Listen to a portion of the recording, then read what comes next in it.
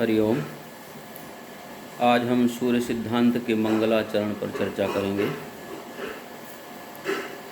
सूर्य सिद्धांतकार ने सर्वप्रथम मंगल कामना के लिए मंगलाचरण किया है। जैसा कि आप सबको विदित है कि ग्रंथ के आदि में, ग्रंथ के मध्य में और ग्रंथ के अंत में कभी भी मंगलाचरण किया जा सकता है और ग्रंथ की निर्विघ्न समाप्ति के लिए मंगलाचरण करने का विधान है।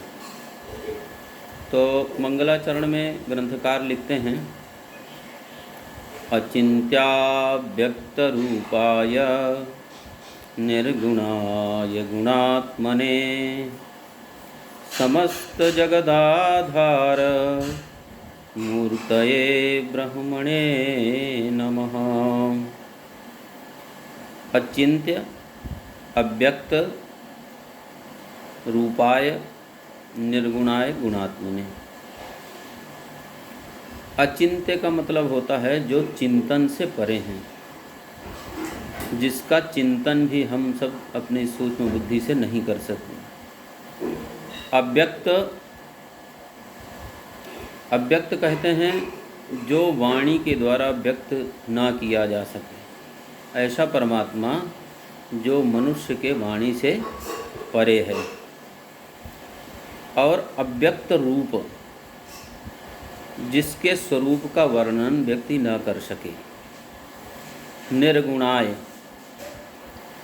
गुण कहते हैं त्रिगुण को, सतरजतम, और निर्गुणाय माने इन तीनों गुणों से रहित, जो तीनों गुणों से रहित है और गुणात्मने, और तीनों गुण से युक्त भी है।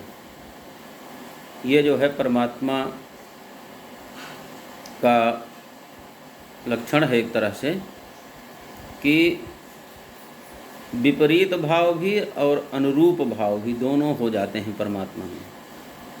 जैसे आप कहेंगे कि निर्गुण है तो फिर गुण सगुण कैसे हो सकता है, लेकिन परमात्मा निर्गुण भी हो सकता है और वही सगुण भी हो सकता है।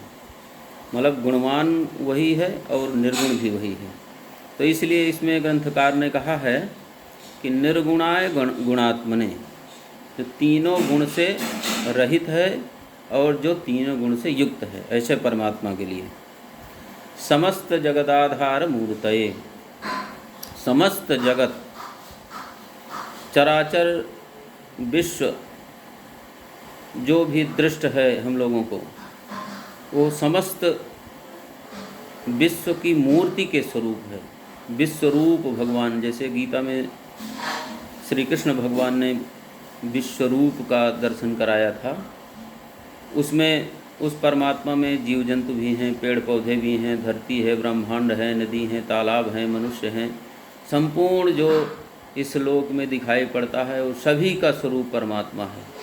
अगर आप कहते हैं घास फूस तो वो भी परमात्मा है, अगर आप कहते हैं पेड़ पौधे तो वो भी परमात्मा है, अगर आप कहते हैं कि मनुष्य तो वो भी परमात्मा है, स्त्री है तो वो भी परमात्मा है, पुरुष है तो वो भी परमात्मा है, गाय भैंस पशु पक्षी जीव जंतु जो भी हैं, जलचर हैं, थलचर हैं, नभचर हैं, वो सब परमात्मा हैं।